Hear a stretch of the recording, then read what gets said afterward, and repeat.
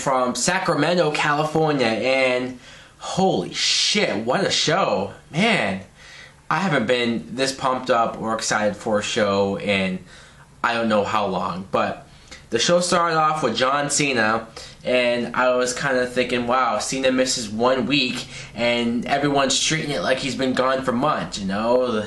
Between the way he's reacting to the crowd, and the crowd cheering, is like, huh. And then he's commenting on everything, and he even asked AJ out on a date. I'm sitting there like, hey, I've asked AJ out on a date weeks ago, months ago in my videos, and you know what? Just because she hasn't answered me yet doesn't mean Cena gets to have first dibs, alright? That's not fair. And he also makes a joke about Daniel Bryan's goat face that just falls completely flat. Then Ryback comes out, and I initially thought Ryback and Cena was going to have some type of confrontation, but no, it was because Ryback is doing a match. He's fighting Primo and Epico in a handicap match, demolishes them, looks impressive, picks them both up. I'm glad he could pick up Primo and Epico for the Muscle Buster and not Tensai, but okay. Ryback gets the win.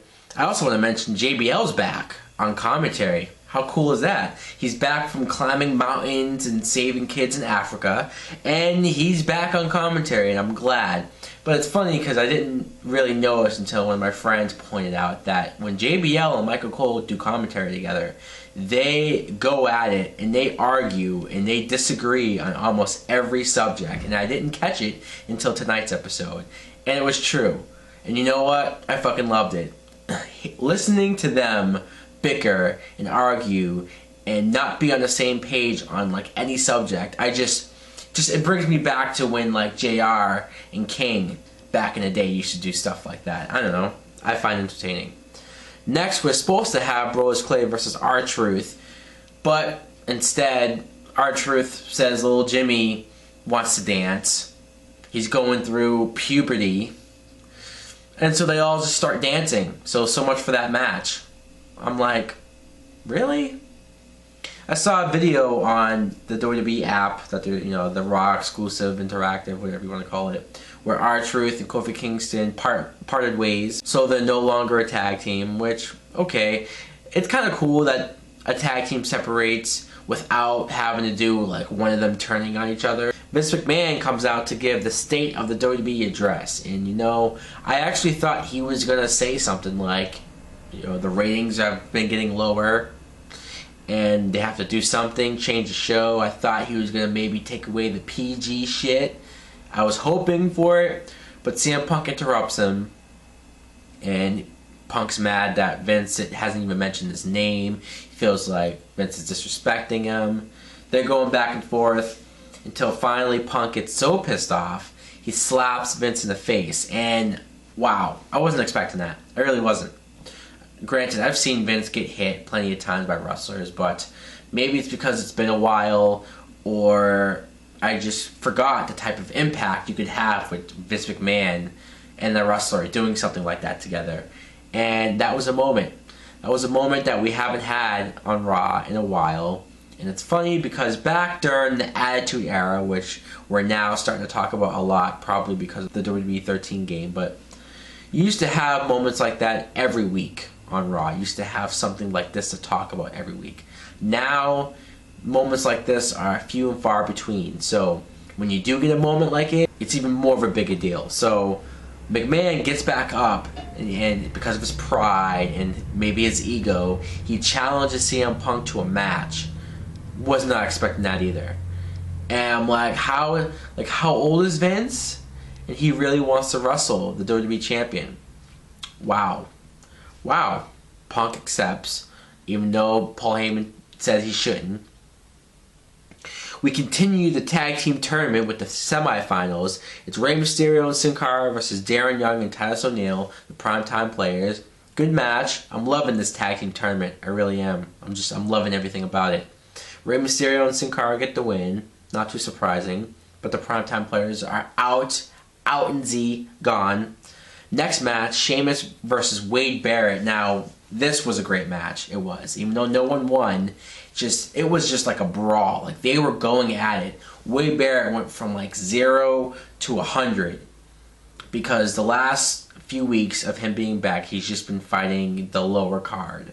Even on SmackDown, he fought some no-name guy. Just he wasn't really going anywhere as far as being impressive since his comeback. But this match made me say, yeah, he still got it. He can have a good match with a main event type guy like Sheamus. I was super impressed with Barrett. Loved the match. Big Show was out there, not doing commentary, but just sitting out there observing. Tensai interfered. That's why no one won the match. And it was Tensai and Barrett teaming up on Sheamus. Sheamus actually takes them both out, and Big Show throws Sheamus out the ring. And I actually thought Sheamus like hit his head pretty hard and maybe a concussion because he looked like he was out of it. But now it looks like the Sheamus and Big Show feud getting more serious, more physical, and let's keep it that way. Let's be done with the whole making jokes or poking the bear thing. Like now the bear is pissed off. Let's see where that goes. Backstage, CM Punk goes to AJ's office and pretty much says to her, look, the board's going to be pissed if I beat the hell out of Vince McMahon. And they're going to blame you. So he's blaming AJ for what he's going to do to Vince McMahon. That's pretty heavy. Next, we get a match, Antonio Cesaro versus Tyson Kidd. And they've sort of been, not really building it up, but they've been alluding to this match happening. It was a hell of a lot longer than the Bros Clay Antonio match last week.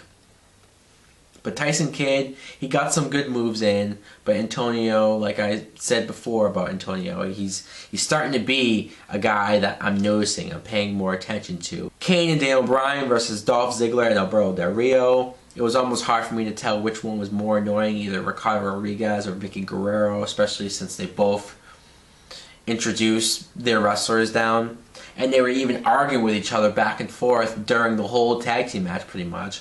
But it was a good tag team match. Dolph and Alberto aren't a real tag team, but they were giving it to Kane and Daniel Bryan. Kane and Daniel Bryan still can't work together or figure out which one is the tag team champions. But like I said, good match. Kane and Daniel Bryan get the win.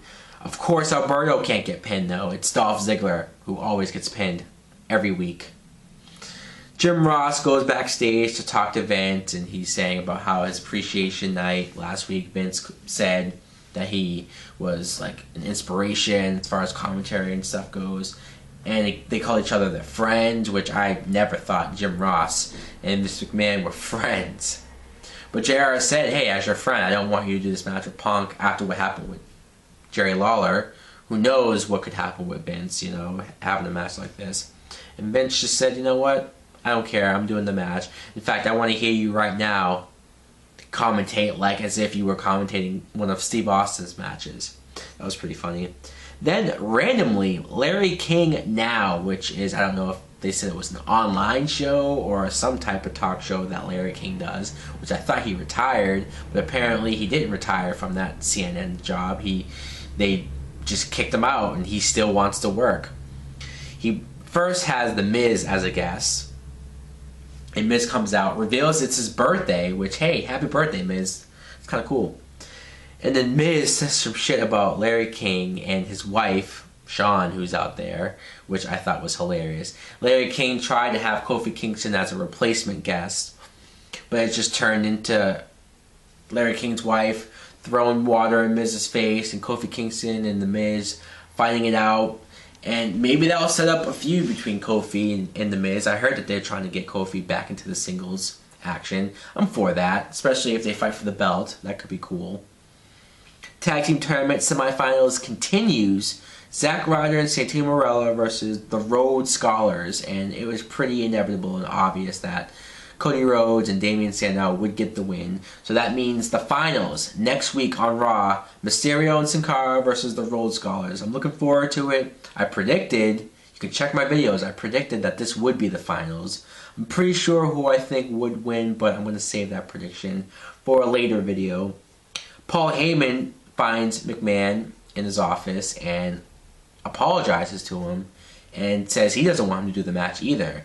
And I didn't even know how far back they go. Like, I didn't know Heyman's known Vince since he was like 17. That's pretty weird. But then Paul Heyman says, look, I'm doing this because I'm protecting you from what CM Punk will do to you. McMahon obviously tells him in so many words to fuck off. Divas Championship match, Eve defending against Caitlyn. Caitlyn finally getting her Divas title shot after winning that Battle Royal a couple months ago.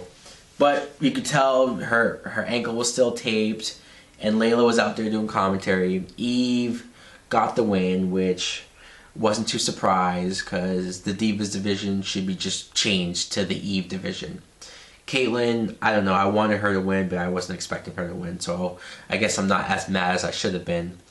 And then Eve made her tap out to that ankle type lock, but she wouldn't break the hold, so Layla ran in there to stop her. And then Eve and her fake, like, being so fake. Like, who does she think is buying this? Backstage, Alberto Del Rio is talking with Ricardo Rodriguez, and Josh Matthews comes up to him and says, hey, look at this tweet from Randy Orton, that not only is he going to fight Big Show at the main event, but he's going to be at SmackDown. Alberto just storms off, which that tells you that that's going to continue their feud. They'll probably fight a Hell in a Cell.